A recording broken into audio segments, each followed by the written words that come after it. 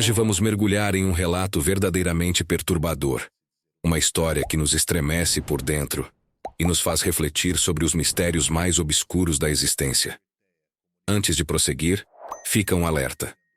Se você é sensível a temas intensos, talvez este vídeo não seja para você, pois os acontecimentos que vamos narrar são profundamente inquietantes. Fala, pessoal! Sejam muito bem-vindos ao News Web Doc. Antes de começarmos o vídeo de hoje, já aproveita para se inscrever no canal e ativar o sininho das notificações. Assim você não perde nenhum conteúdo exclusivo. Se gostar do vídeo, deixa aquele like, porque isso ajuda demais o nosso trabalho e faz com que o YouTube recomende esse material para mais pessoas. E não esquece de comentar aqui embaixo. A sua opinião é muito importante para a gente. Queremos saber o que você acha sobre o tema de hoje. E se quiser apoiar ainda mais o canal, confira os conteúdos extras e outras formas de colaboração. Agora, sem mais enrolação, vamos direto ao assunto.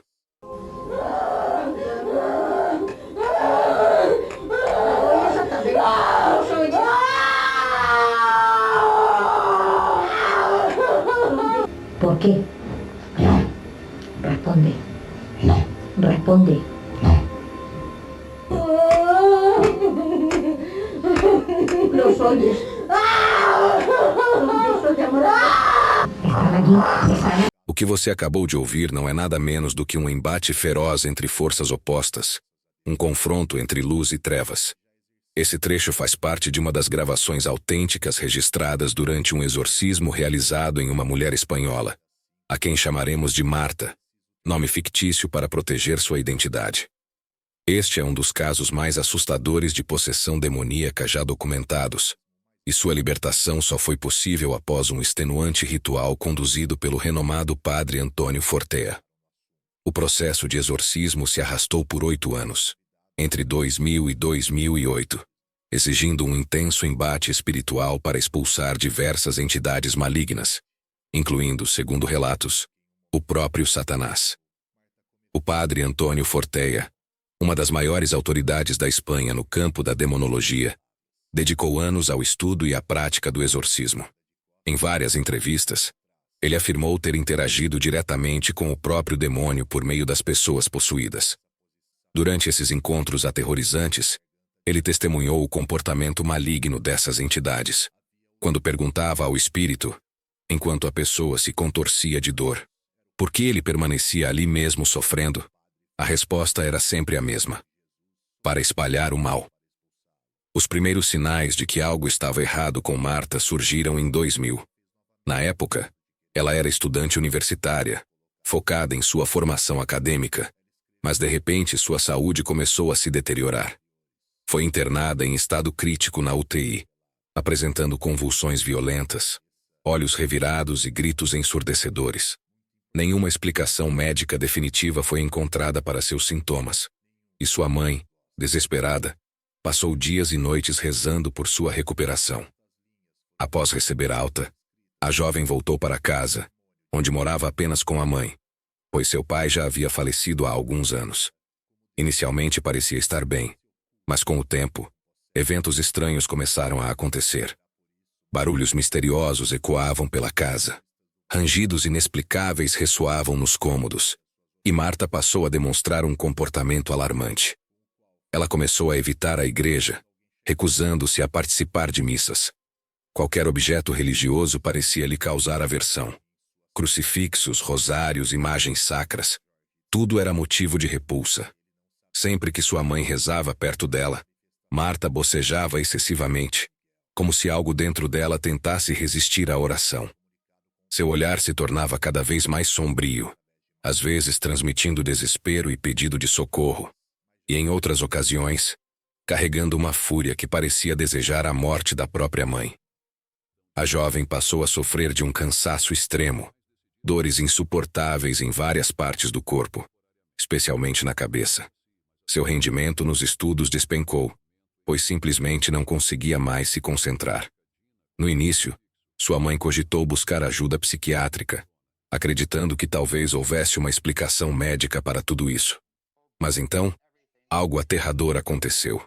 dissipando qualquer dúvida de que o que estavam enfrentando ia além do natural. Certa noite, enquanto mãe e filha estavam na sala, Marta começou a mover a cabeça de forma descontrolada, como se algo a estivesse dominando. Subitamente, seu corpo ficou rígido, os olhos fixos em um ponto invisível, e um sentimento de puro terror tomou conta do ambiente. De repente, a poltrona onde ela estava sentada se ergueu sozinha, pairando cerca de 20 centímetros acima do chão. Naquele instante, não havia mais dúvidas. Uma força maligna havia se manifestado. A mãe de Marta percebeu que precisava agir imediatamente e iniciou uma longa jornada em busca de auxílio espiritual. Primeiro, procurou ajuda na diocese local, mas o bispo, cético, indicou apenas um psiquiatra e instruiu seu secretário a não marcar mais reuniões sobre o caso. Mesmo assim, seguiram a recomendação e buscaram avaliação médica. O diagnóstico?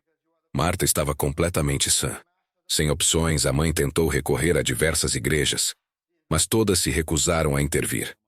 Enquanto isso, os sintomas da jovem se agravavam. Seu corpo se retorcia de maneira inumana, e em episódios aterradores, ela levitava meio metro acima da cama. Por fim, conseguiram encontrar um sacerdote disposto a ajudá-las, depositando nele suas últimas esperanças. O que aconteceu a seguir marcou um dos exorcismos mais intensos e documentados da história. Ao buscar auxílio, encontraram apenas descaso e desprezo. Em vez de receberem ajuda, foram orientadas de maneira quase insultuosa a procurar um médico especialista. Parecia que ninguém queria se envolver, o que só aumentava o desespero da mãe de Marta. Em um curto espaço de tempo, mãe e filha consultaram diversos sacerdotes e líderes religiosos, mas além da indiferença, também enfrentaram atitudes hostis. Um jesuíta, por exemplo, ao ver Marta chorar e implorar por socorro, não apenas negou assistência, mas a expulsou da igreja com brutalidade e repulsa. Após inúmeras tentativas frustradas, finalmente tiveram um vislumbre de esperança ao encontrarem um padre idoso em uma paróquia que nunca haviam visitado antes. No começo, ele não demonstrou acreditar no relato, mas tudo mudou quando, dentro da igreja, Marta começou a se contorcer, rosnar e gritar diante do crucifixo no altar. A cena foi tão aterrorizante que o sacerdote confessou ter sentido o maior medo de sua vida.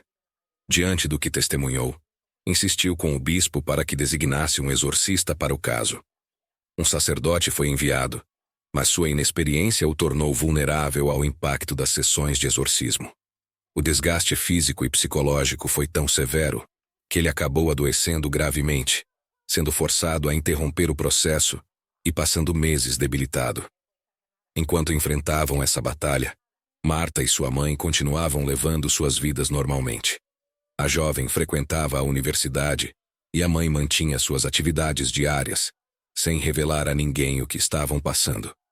Ainda assim, a mãe persistiu em sua busca por ajuda, contatando diversas dioceses em toda a Espanha. No entanto, todas davam a mesma resposta.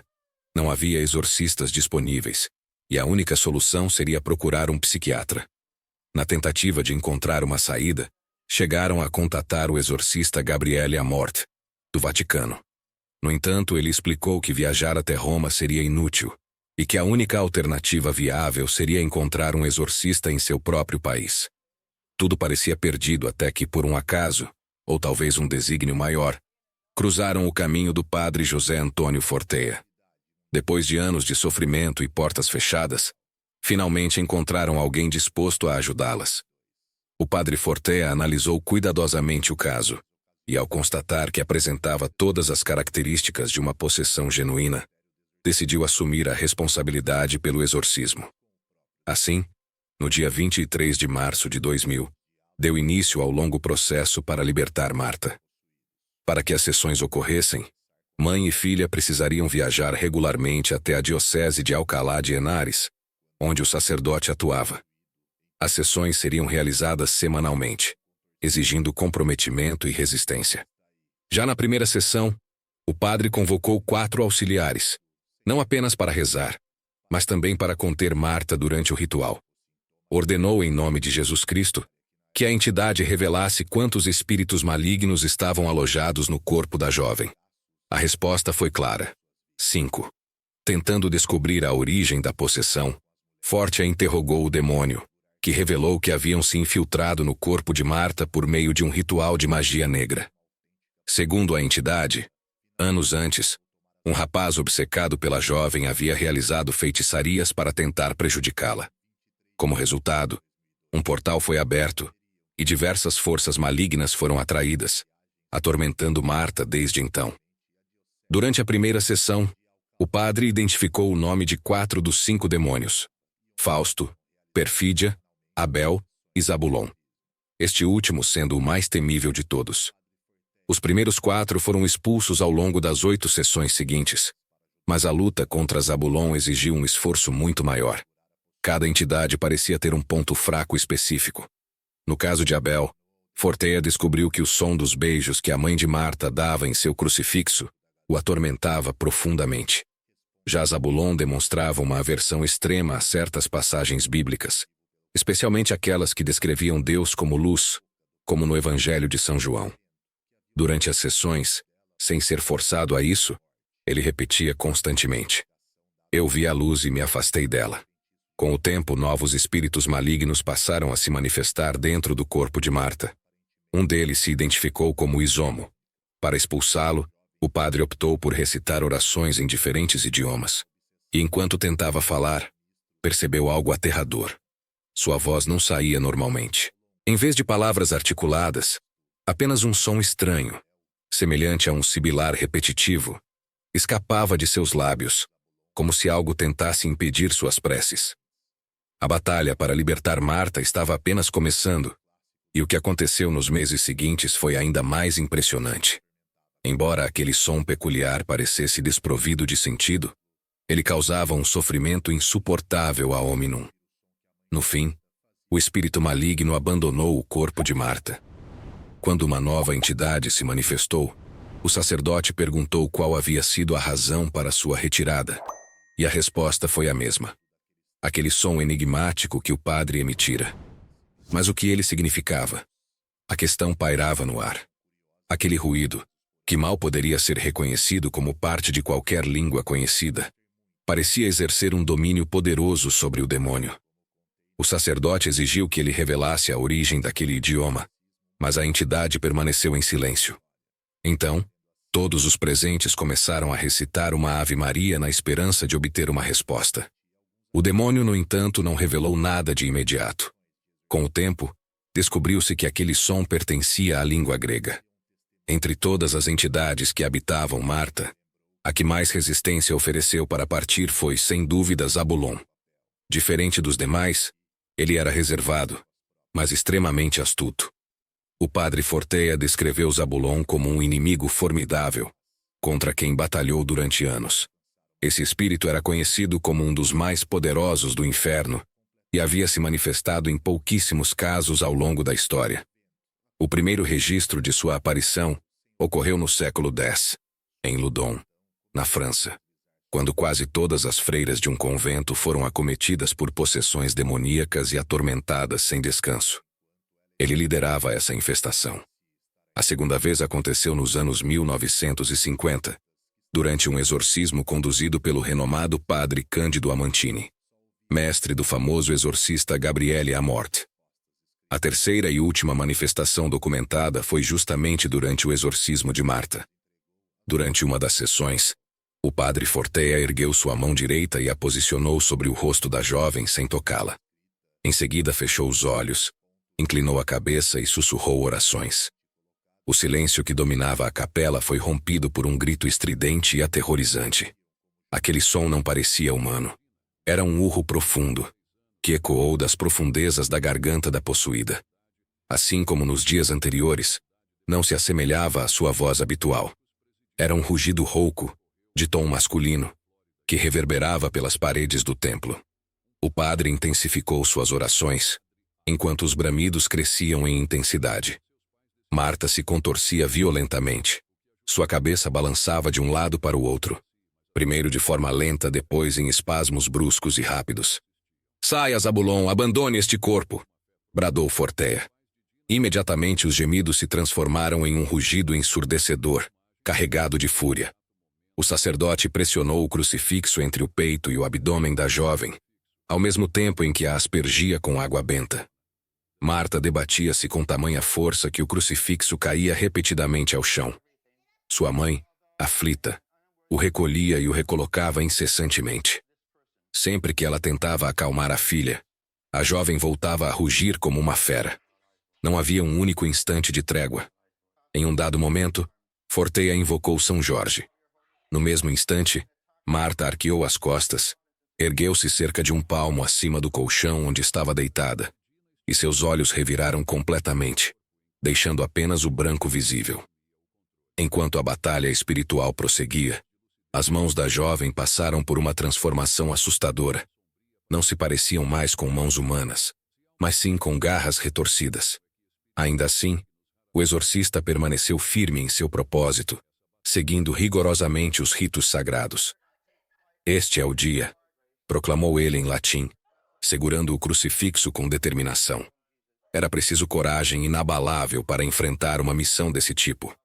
E, felizmente, casos de possessão demoníaca eram raros. Como o próprio Forte relatou mais tarde, ao longo dos anos em que atuou como exorcista, lidou com uma média de apenas 4 casos por ano. Mas mesmo em pequena quantidade, cada um deles exigia uma bravura imensa. Este, sem dúvida, era um dos casos de exorcismo mais bem documentados da história. Por essa razão, atraiu a atenção de diversos jornalistas. Alguns, inclusive, receberam permissão para acompanhar certas sessões e relatar suas impressões. Um desses repórteres descreveu um episódio particularmente impressionante. Segundo ele, durante um dos rituais, Marta começou a escrever em uma folha de papel. A partir desse ponto, usaremos as palavras do próprio jornalista. Marta estava deitada de costas, com a cabeça inclinada para trás. De repente, estendeu o braço na tentativa de alcançar uma folha de papel. O que me deixou perplexo foi que, naquela posição, era impossível que ela enxergasse sua própria mão ou o que estava escrevendo. Mesmo assim, sua mão começou a se mover rapidamente sobre a página. Tudo isso acontecia enquanto os rugidos e a voz rouca continuavam, transmitindo a presença aterradora de Zabulon. Os jornalistas observavam atônitos. Ouviam as perguntas do padre, mas não conseguiam ver as respostas que estavam sendo escritas. Ao término da sessão, Forteia nos entregou as folhas de papel. Atualmente elas estão sob posse de um dos jornalistas que estiveram presentes naquele dia. O que mais nos chocou foi a caligrafia, perfeitamente legível, com os pontos das letras I precisamente posicionados sobre cada uma delas. Era como se tivesse sido escrita de maneira meticulosa e deliberada, apesar das circunstâncias impossíveis. Os símbolos gráficos assemelhavam-se aos de um texto impresso, sem qualquer traço de uma caligrafia comum. O diálogo era completo, tanto falado quanto escrito. O padre Forteia fazia perguntas, e Zabulon respondia, guiando a mão de Marta para redigir suas respostas. Esse relato não vem de alguém desinformado ou qualquer espectador casual, mas de um dos jornalistas que presenciaram diretamente o exorcismo. O texto que Zabulon escreveu por meio da mão de Marta continha as seguintes palavras: "Achei que estavam em pânico porque receberam reforços." Com essa afirmação, Zabulon explicava o motivo do impasse ocorrido durante a primeira hora do ritual de exorcismo. A próxima questão feita pelo sacerdote foi: "Que reforços? Quem apareceu?" A resposta veio escrita: "Satã." Mas logo depois, surgiu uma nova frase: "Ele já se foi." Sem que lhe fosse feita qualquer outra pergunta, a mão de Marta voltou a se mover sozinha e escreveu: "Falta uma pessoa." Essa última frase foi sublinhada diversas vezes, mas a identidade desse indivíduo permaneceu um mistério. Ninguém soube se a entidade se referia a Lúcifer, a outro espírito maligno ou talvez a própria alma do padre Forteia, como se estivesse sendo chamado a unir-se a eles.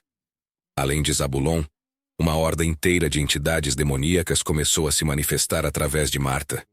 Em alguns momentos, até 40 espíritos infernais pareciam estar dentro dela, embora todos obedecessem a um único comandante.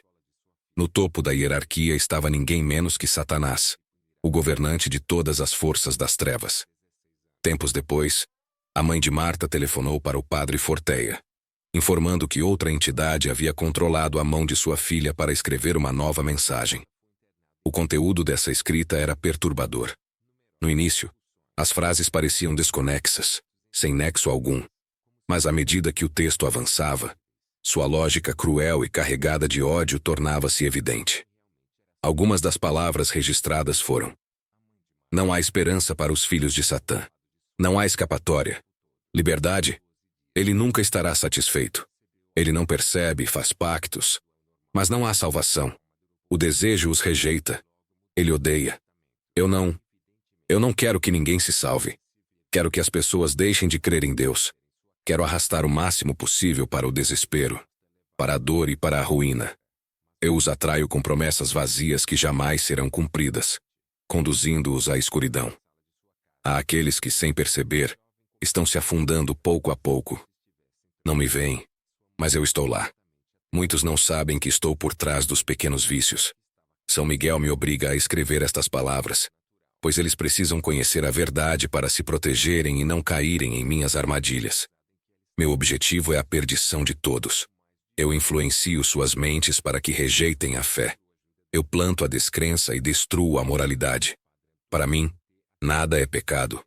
Tudo é permitido. Eu os levo à ruína. Eu os odeio.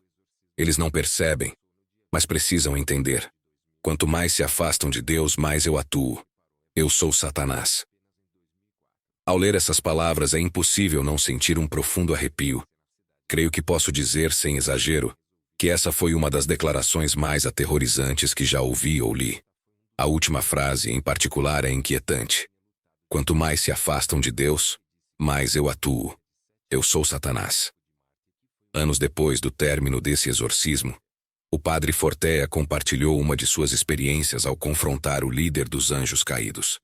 Durante uma das sessões, ele afirmou que, naquele momento específico, enfrentava unicamente Satanás. No início do ritual, Forteia perguntou à entidade: quantos estão com você? A resposta veio em um tom arrepiante, vindo diretamente da garganta de Marta. O padre Forte descreveu o som daquela voz como algo aterrador. Segundo ele, era a mais impactante, a mais carregada de rancor e a mais perturbadora de todas as vozes demoníacas que já ouvira. Após esse breve confronto com Satanás, as orações daquela manhã prosseguiram sem interrupção. Em determinado momento, Marta fez um gesto no ar com a mão, como se tentasse escrever algo. No entanto, dessa vez nem Zabulon nem Satanás se manifestaram. A mensagem veio de São Miguel. O conteúdo da escrita era curto, mas carregado de esperança. Tenham fé, falta pouco. Até os dias de hoje, casos como esse são raríssimos, pois, normalmente, anjos não se comunicam por meio dos que estão possuídos. Contudo, aquela situação era incomum e única. Mais adiante, em outra sessão de exorcismo, apenas a mãe de Marta, a própria jovem, o padre Forte e 3 entidades demoníacas estavam presentes. Então, a temível voz de Satanás ecoou de dentro de Marta para revelar que, além dele e de Lúcifer, havia ainda outro espírito maligno chamado ódio. Esse ser mostrava grande tormento diante do sinal da cruz. O sacerdote passou a falar sobre o amor de Deus e de Jesus, utilizando essas palavras como arma para expulsá-lo. Em determinado momento, sem ser questionada, Marta novamente fez o gesto de escrever. Quando colocaram folhas de papel sobre seu ventre, sua mão começou a se mover, registrando algo com uma caligrafia completamente diferente das anteriores. Ódio, por fim, revelou algo inesperado.